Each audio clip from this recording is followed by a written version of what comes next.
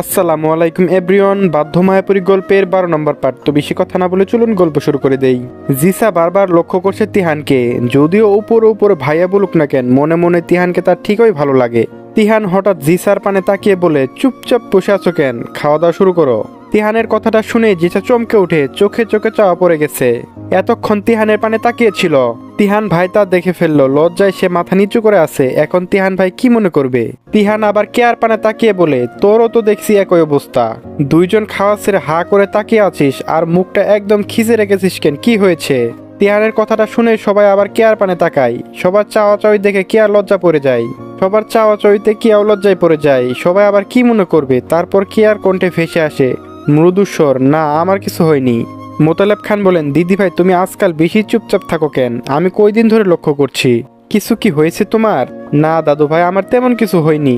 ও আচ্ছা, তোমার কিছু হলে পার্সোনালি আমার কাছে শেয়ার করতে পারো। কিয়া না শব্দে মাথা নাড়িয়ে আবার খাওয়া দাওয়াতে মনোযোগ দেয়। রাতের আকাশটা এক অপরূপ সৌন্দর্য অনুভব করছে জিসান।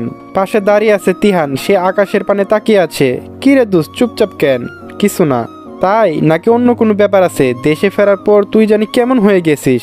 দেশে ফেরার পরই তুই কেমন জানি হয়ে গেছিস। দেখ দোস্ত, তুই যদি কারোর সাথে প্রেম টেম করিস আমাকে বল, আর যদি পছন্দও করিস সেটা বলতে পারিস, কিন্তু আমি কাউকে কিছু বলবো না। তবে তোকে সাহায্য করতে পারি। তিহান তীক্ষ্ণ দৃষ্টিতে জিসানের পানে তাকাই। সত্যি হেল্প করবি? জিসান বলে, হ্যাঁ দোস্ত, শুধু একবার বল আমায়। তিহান শব্দ করে হেসে ফেলে, আমার কোনো প্রেমিকা নেই বুঝলি। জিসান বলে, দেখ দোস্ত, আমি তোকে ছোট থেকে চিনি, তুই নিশ্চয় কারো প্রেমে পড়েছিস। তোকে আজকাল ঠিক লাগছে না আমার, আগে থেকে চেঞ্জ। শিওর? 100% শিওর। তোর এই 100%কে আমি 1000% বানিয়ে দিলাম। দেখ তিহান, মজা করবি না, সত্যি সত্যি বল ব্যাপারটা কি তোর। তিহান জিসানের কাঁধে হাত রেখে বলে, সব জানতে পারবি দোস্ত, আর খুব শীঘ্রই। এখন যা, রুমে গিয়ে শুয়ে পড়, রাত হয়েছে অনেক। তিহান, তুই কিন্তু এড়িয়ে যাচ্ছিস আমায়, বললি না যে কে সেই মেয়ে? বললাম তো দোস্ত, সময় হলে জানতে পারবে, আর এটা খুব শীঘ্রই। আমি আবার লন্ডনে ব্যাক করছি, ফিরে এসে আমাদের সব হবে। আর আমার বিয়ের দাওয়াতটা তোকে আগে অগ্রিম দিলাম, খুশি তো?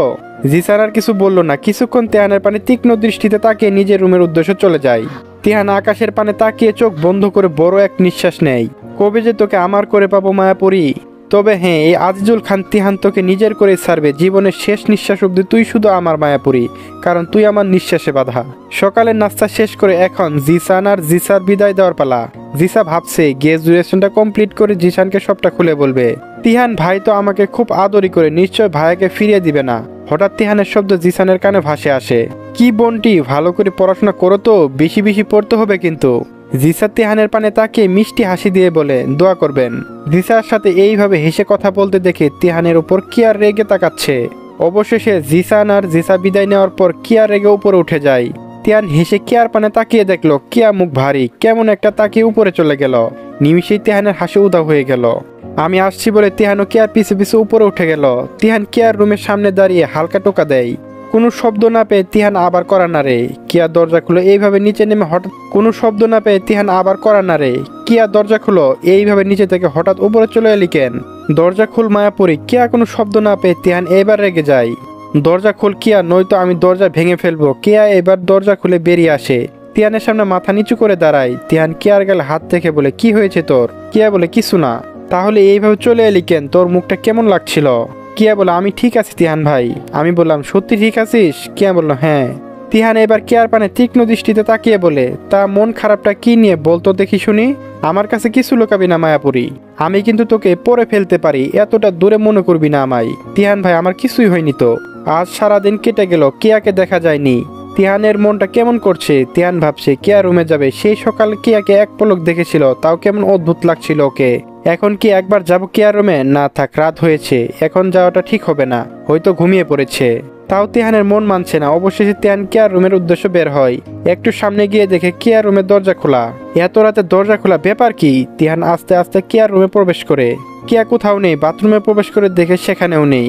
কোথাও কিয়ার দেখা মেলে না। তিহান এবার চিন্তিত, এত রাতে মেয়েটা কোথায় গেল? তিহান পাগলের মতো সব জায়গা খুঁজছে। প্রায় 2 দিন ধরে প্রচুর বৃষ্টিপাত হচ্ছে। তিহান এইবার পুরো বাসা খুঁজে নিচে যায়। কিছু দূর গিয়ে দেখে একটা মেয়ে কিয়ার মতো মেরুন কালারের 3 পিস পরা বাগানের কাছে পুকুর পাড়ে পড়ে আছে। তিহান দৌড়ে যায়, কাছে গিয়ে কিয়াকে তুলে নেই তার কুলে, মাথা রেখে শোয় কিয়া। কিয়া, কি হয়েছে তোর? এই পাগলি, চোখ খুল, কি হয়েছে তোর? কিছুক্ষণ পর কেয়া মিট মিট করে তাকিয়ে বলে, শুবেন না আমায় আপনি, দূরে যান আমার থেকে।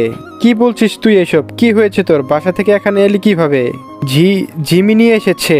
আপনি ঝিমির সাথে প্রেম করেন তাই না? নোংরা পুরুষ একটা, ছুবেন না আমায়। সকালে দেখলাম আপনি জিসার সাথে হেসে কথা বলছেন আর ঝিমির সাথেও প্রেম করেন। আর কত মেয়ে লাগে আপনার, লজ্জা করে না? তিহান এইবার চোর বসিয়ে দেয় কেয়ার গালে। কি বলছিস তুই এসব? তোর মাথা ঠিক নেই কিয়া? কি আবুল তাবুল বলছিস? আর ঝিমি তোকে বাহিরে নিয়ে এসেছে তাই না? কি খাইয়েছে তোকে? কিয়া হাউমাউ করে কান্না করে বসে। সরে যান আপনি, ছুবেন না আমায়। কিয়া পাগলামি করিস না, তোকে এই মেয়েটা কি খাইয়েছে? তুই নিজের মাঝে নেই। ঝিমি বলেছে আপনি ঝিমিকে ভালোবাসেন, অথচ আমার সাথে বিয়ে ঠিক হয়েছিল বলে আপনি সেই দিন রাতে দেশ ছাড়েন। কেন এমন করলেন? এইসব মেয়েদের মাঝে কি আছে যা আমার মাঝে নেই? আপনি আসলে একটা নোংরা পুরুষ, চরিত্রহীন পুরুষ একটা। আমি বললাম কেয়া। কেয়া বললো হ্যাঁ, থামলেন কেন? মারুন, মারুন আমায়। আমি বললাম কেয়া তুই নিজের মাঝে নেই, তুই বাসায় চল। কেয়া বলল না, যাব না আমি। তিহান এবার জোর করে কিয়াকে কুলে তুলে নেয়, তারপর বাসায় এনে কিয়ার রুমে এসে বিছানায় শুয়ে দেয়। কপালে হাত দিয়ে দেখে জ্বর এসেছে কিয়ার গায়ে, তবে ভেজা কাপড়টা চেঞ্জ করবে কিভাবে? এত রাতে সবাইকে ডাকা ঠিক হবে? এমনি এত বড় কাণ্ড ঘটে গেছে। তিহান কিয়াকে হাত ধরে হালকা ঝাঁকায়, কিয়ার কোনো শব্দ নেই। তারপর তিহান বাধ্য হয়ে কিয়ার ওড়নাটা নিজে চোখে বেঁধে নেয়। তারপর কেয়ার উদ্দেশ্য বলে, ক্ষমা করে দিস আমায় মায়াপুরী, তোর যে ঠান্ডা লেগে যাবে। এমনি গায়ে এত জ্বর। তারপর তিহান কেয়ার কাপড় চেঞ্জ করে নতুন একটা 3 পিস পরিয়ে দেয়। এরপর কেয়াকে কাঁথা মুড়ি দিয়ে তিহান ঝিমির উদ্দেশ্যে রওনা দেয়। ঝিমির রুমের দরজা এক লাথি দিতেই খুলে যায়। তিহানের এইভাবে আগমন দেখে ঝিমি ভয় পেয়ে যায়। এই মেয়ে কি খাইছিস তুমি কিয়াকে? ঝিমি বলে, আপনি আসুন, বসুন এখানে। আমি বসতে আসিনি। কি খাইয়েছো তুমি? কই কাকে কি খাইয়েছি? নাটক আমার একদম পছন্দ না, সোজাসুজি বলো, নয়তো তোমার আজ কি হবে কল্পনাও করতে পারবে না। ঝিমি বলে, আমি কিছু করিনি, বিশ্বাস করুন। তিহান এবার রেগে চোখ লাল হয়ে ঝিমির উদ্দেশ্যে এগিয়ে যায়। বলছি। তারপর একটা মেডিসিন বোতল দেখিয়ে বলে, এইটা খাইয়েছে। তিহান ঝিমির গালে এক থাপ্পড় বসিয়ে বলে, কি উদ্দেশ্য তোমার? একটা মেয়ের ক্ষতি করতে লজ্জা করলো না তোমার? ঝিমি কান্না করে বলে, আমি এতটা বুঝিনি, আমি আপনাকে ভালোবাসি, আপনি সারাক্ষণ ওই মেয়ের বেঁচে পড়ে থাকেন, তা আমার সহ্য হয় না। তিহান এবার হাত উপরে করতে ঝিমি চোখ খিসে ফেলে। বেঁচে গেল আজ মেয়ে বলে। পুরুষ হলে আজ যে তোমার কি অবস্থা করতাম আমি। আর তুমি জানো আজকে কি হয়ে যেত? একটা মেয়ে রাস্তায় পড়েছিল, গ্রামে এই অজানা জায়গায় যদি কিছু হয়ে যেত। আমি কিছু জানি না, আমি আপনাকে খুব ভালোবাসি। আমি বললাম, ভালোবাসো? আরে ভালোবাসা মানে বুঝো তুমি?